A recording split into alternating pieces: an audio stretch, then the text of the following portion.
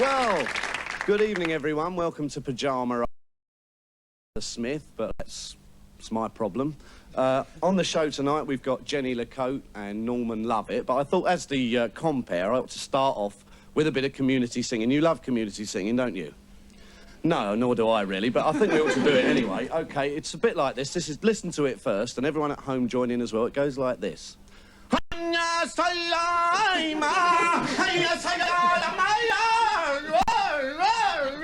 OK, that's the first verse. Now, the other 63 are very similar, so it won't be a problem. It's, in fact, Turkish for down at the old Bull and Bush. OK, so I want you all to join in. I want everyone at home to join in. Try and frighten the apple crumble out of the old bag next door. OK, here we go. After three. Nalad sila tala. Now, you're not joining in. Come on down here, please. This is serious audience participation. After three, Hana Shantali, Hanya, all right. Pathetic, isn't it? It's pathetic what some people will do when you put a television camera on them, isn't it? I should know. I am that man. Anyway, let's have some real comedy now, because we've got Jenny Lecoat on now, and I should warn you that her act is a bit strong, so if you're over 90, you better shoot out and make some tea now and come back in the second half. Otherwise, Jenny Lecoat, she's a very funny woman. She's much, much funnier, even than Shirley Williams. And here she is, Jenny Lecoat.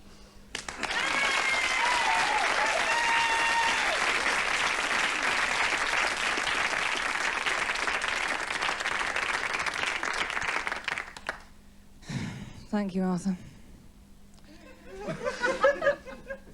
OK, I'm here to bring a little happiness into your lives.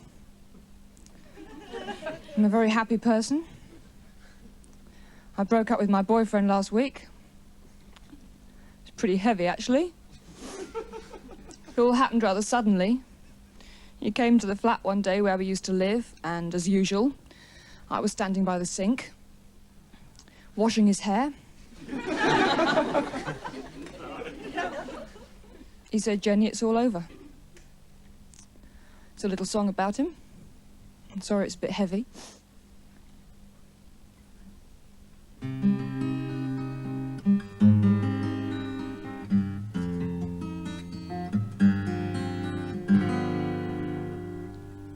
I loved you, but you left me. You steaming bag of shit.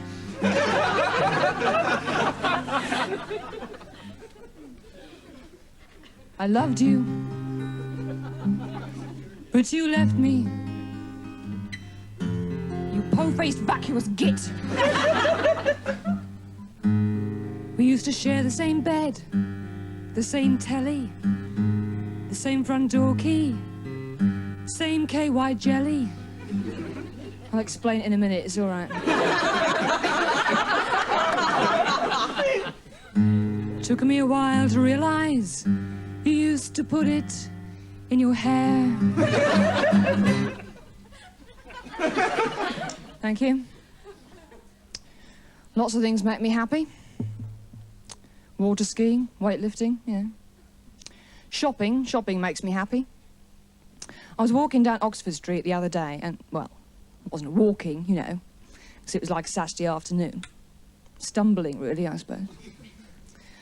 And I'm walking along, and it was just before bonfire night. So it wasn't really the other day, you know. It was months ago, really. Just sounds a bit silly saying I was walking down Oxford Street months ago, you know. If you're a comedian. So I'm walking along, and being just before bonfire night, there's all these guys on the pavement, right? Not like men, you know, because this type of stuffed with straw. So there's a big difference, right? And I'm walking along, I'm stumbling over all these guys, and all the kids asking for a UB40 for the guy, you know, it's pretty embarrassing. And I'm looking for somewhere to buy a new shirt. Didn't get one, obviously. But I thought, where do you go in London to buy a nice shirt? Reasonable prices. Aisha's Minimalist Concept Cave. Genuine 60s clothes. Genuine 60s holes in the arms to get the needle through, you know. So I'm walking along and I get down to the shop and there's these 3 workmen outside digging up the pavement. Giving it that, you know. A few of them had pneumatic drills as well. And there's this one bloke standing there with his T-shirt on, saying certified pillock. I've got a 10-foot willy, you know the sort. As I go past, he gently utters the tender mating call of the British male heterosexual.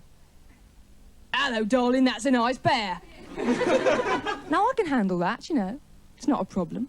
Stand-up comic, you know, all the one-liners up the sleeve. So I ignored him and I went into the shop. I got in there, I thought, bastard. I let him get away with that. Bastard. I let him get away with that. Bastard. Because you know when you're angry, your mind just goes round in circles. I got in there, I thought, right, on the way out, I'm going to say something really cool and witty and sophisticated. But I'm getting angry, right? Because I can't find the shirt. They've got nothing in these shops over size 6. They've got 3 sizes, right? Small, microscopic, and bloody inconceivable. So I'm getting narked. Asked to try on something over size 10. They clear the whole changing room, you know. Give you a bit of space. Try on the curtain, love, you know. So I'm getting mad now. Think, right, eventually I buy something really horrible. Something really disgusting. Like a pinafore dress. Sorry, no, nothing. Thought, right, cool, witty, sophisticated. So I pick up the shopping bags, I go crashing out through the front of the shop, right? Straight across the pavement, scattering tourists as I go. And I grab this guy by the scruff of the neck, and I say, you stupid dickhead, Wally! I'm holding this copper, right? And as British policemen always talk to women, he said, can I help you, madam? And I said, sorry, mate, I thought you were the certified pillock with a 10-foot willy. He didn't laugh much either. OK, I'd like to take a minute now to say it's nice to see we've got quite a few women in the studio audience tonight. That's nice. And it's nice to see we've got some of the other lot in as well. If the women don't mind, actually, I'd like to take a minute to say hello to the others. Otherwise, they kind of feel left out of the evening, you know. It's not fair. Hello, darling. You look very happy. You don't now. What's your name, love? Colin. Colin, isn't that pretty? Isn't that nice? It's a lovely jumper.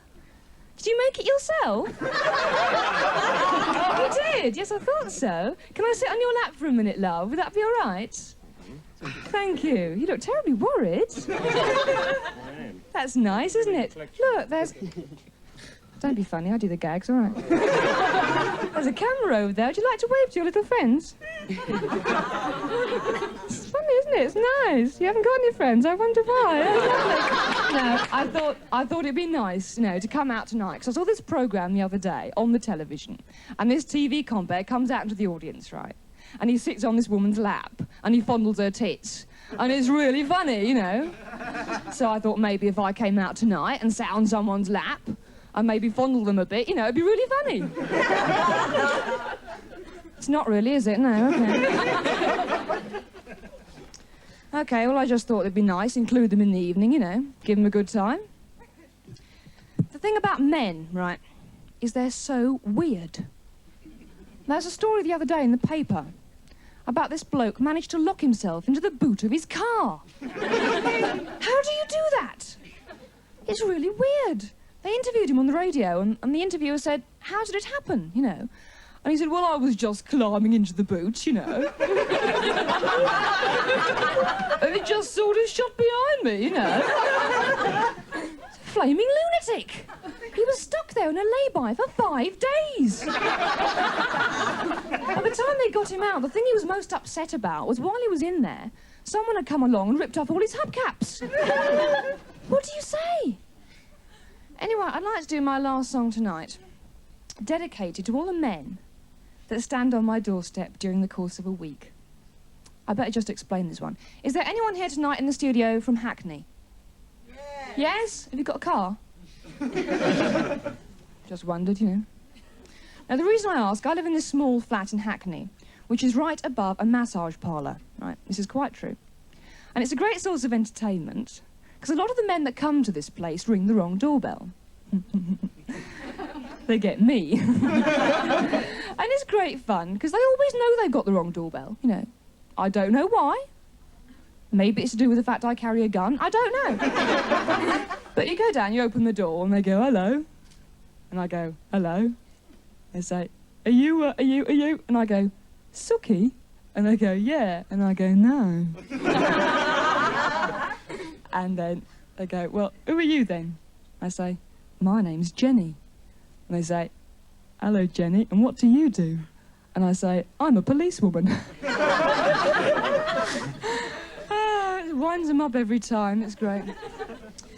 This last song is not actually about those men, although it is dedicated to them.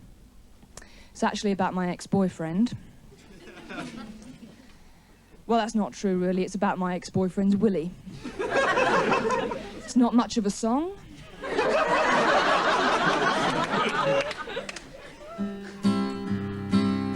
Okay, I'd like us all to imagine now that we're down in Nashville, Tennessee. And it's a big country gig, right? And I'm up here in a long, pretty dress. And you're all out there in your white Stetsons and your Diamantes, looking like a bunch of pillocks. And we're having a really good time, right? That's the hard bit. Okay, here we go. Here we go. You woke one night at 2 a.m. You touched my hand, said, darling, you're sleeping. I said, what, at 2 a.m.? Of course not. I was taken in the washing.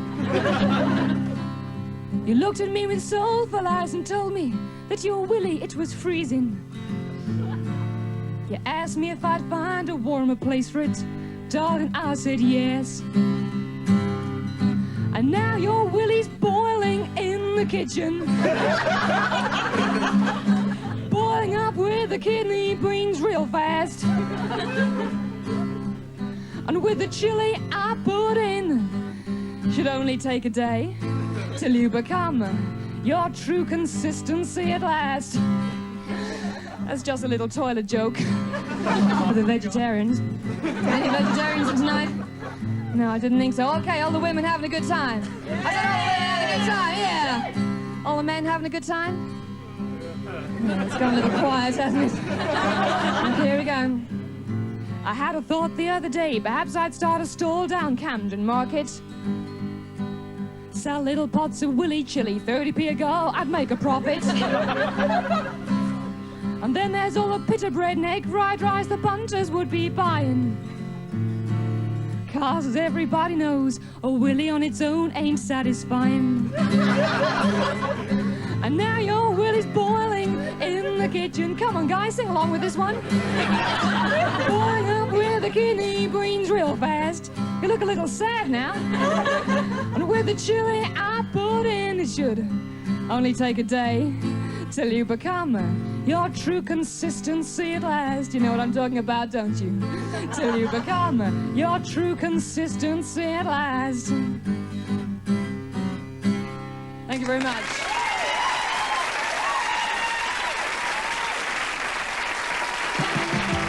Norman Lovett. He tells me he got his big break in show business when he got a part as an extras part on Crossroads as an ashtray.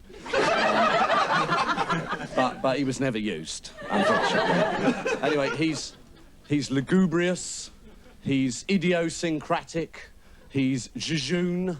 Sounds like the good old days, this, doesn't it? He's insouciant, he's... Oh, see for yourself. Norman Lovett.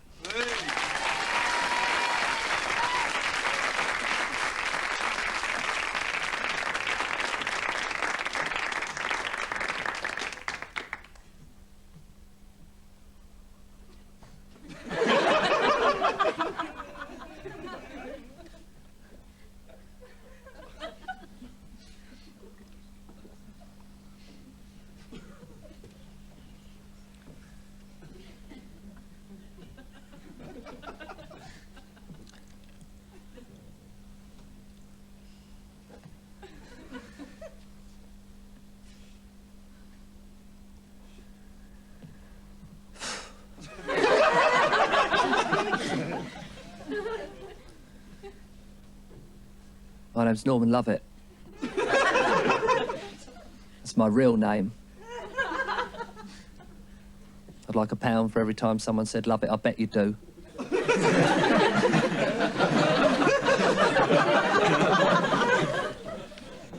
So I'd have about £6 or £7 by now.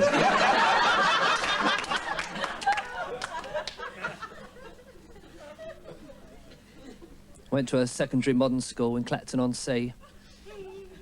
I left that school with 1 O-level, but they caught up with me and made me bring it back.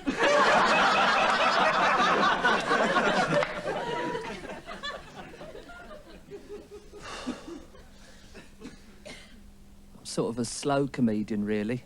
That's what people say. But there's no rush, is there, really?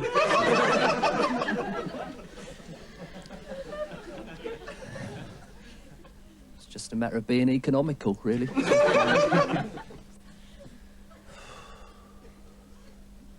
Had a shy heckler once.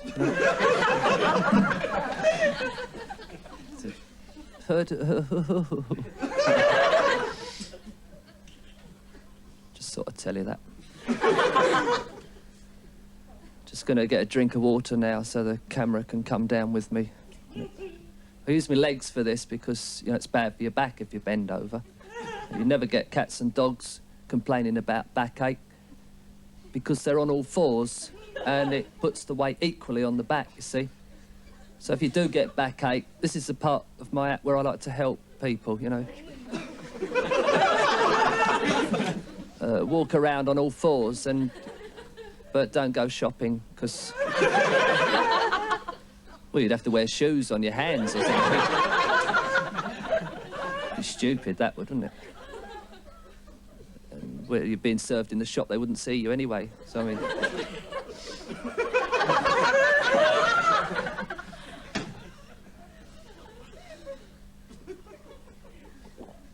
oh. Still tastes the same.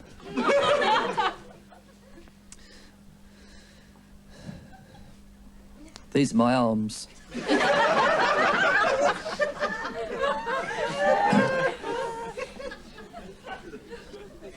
Just the two.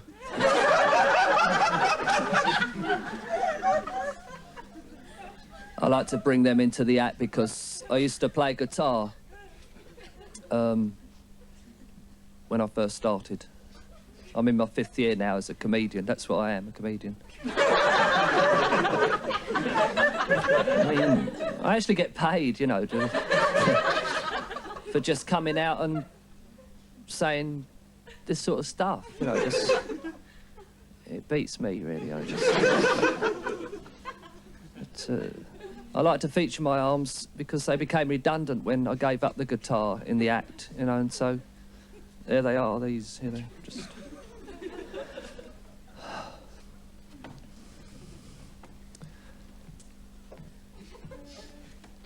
Just doing a little tapping now, just to get a little rhythm going.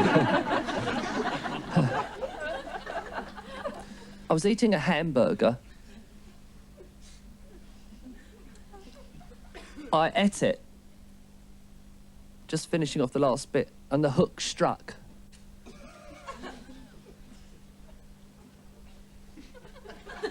I didn't know it was bait. You know. I went through the ceiling, through the roof, up to the clouds, where God reeled me in. He had a keep net there with Agatha Christie in one of them. George Orwell was in another one. George said, "Hello, Norman." I just nodded because I was coming in pretty quick.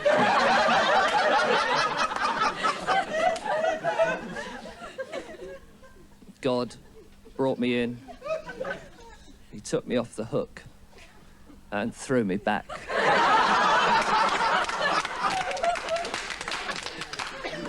And that's why I'm here now.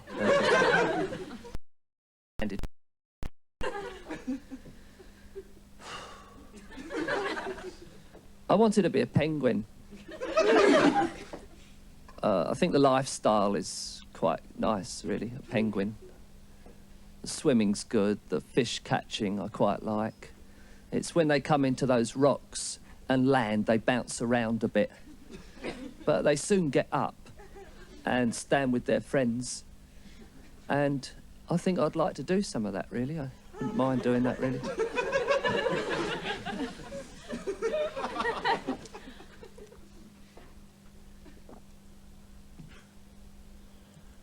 The secondary school I went to. It's good. It's good to laugh, isn't it? I do it sometimes.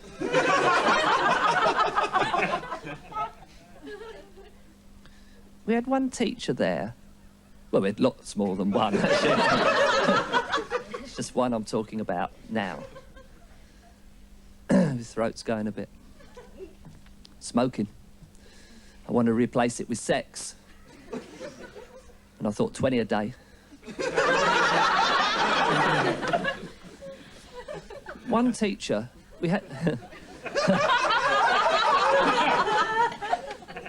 Oh, it's nice to laugh, it really is. Soon get back to normal.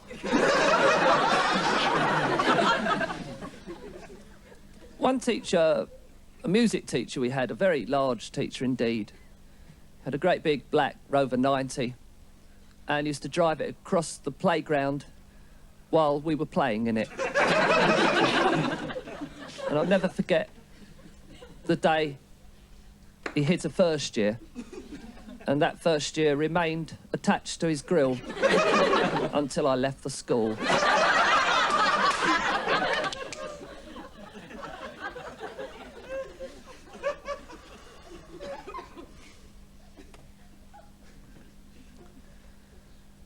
It's a good job this microphone isn't a snake, isn't it?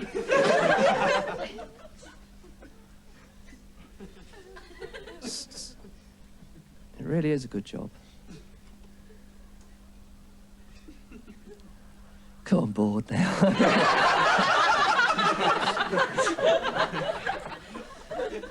When you do gigs, this is called a gig, and I do lots of gigs in London. I looked up gig in the dictionary, and it said light rowing boat.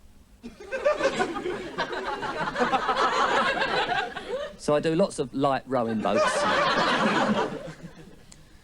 Sometimes you stay at people's houses or flats, have a drink with them afterwards, and this happened with a young couple of art students who put me up. I slept on the couch. She woke me up in the morning with a cup of coffee and proceeded to show me around the flat at 8 o'clock in the morning. I mean, you just don't appreciate things like that at that time, do you, really? No, you don't. No. Then she said, let's go into the bedroom and wake him up. So I went into the bedroom, and the whole room is red. Got these red curtains, and the sun's streaming in, and the whole room is red. So I went, goodness me, this is a bit much. It hit me. So she said, when you wake up in the morning and you part the curtains, it's like coming out of the womb, like a freshly born baby each day. I thought, you know, it's a good job she only gave me coffee and not eggs and bacon or something. Then I thought to myself, I've got brown curtains.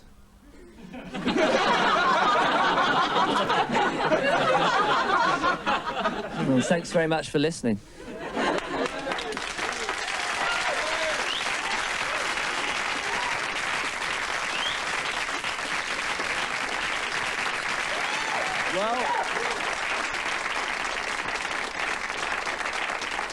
Well, that's your lot tonight, so farewell, Jenny, well done. Right.